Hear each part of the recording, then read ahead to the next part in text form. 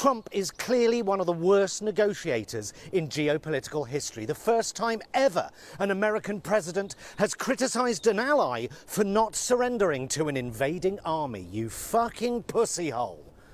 Trump claiming that Ukraine started the war is like Roosevelt saying, well, what the fuck were those ships doing in Pearl Harbor in the first place?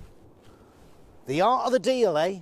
The great negotiator showed his hand after 2 seconds, showed the world that he'd been entirely captured by Kremlin talking points. Instead of at least pretending to be neutral so that he could get his Nobel Peace Prize, he immediately showed that he was openly hostile to one of the parties, and not the invader, the invaded.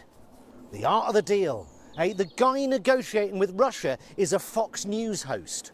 Although, what's the point of a functioning Defence Department if you're going to surrender to your enemy after just 1 month in office? Imagine being the President of the United States with the richest man in the world as your pet and still shitting the bed every time someone points out that you're being a wanker. And you can tell that Trump doesn't actually think Zelensky is a dictator because his nose isn't nestled up Zelensky's anus whilst giving him a reach around like he does with real actual dictators.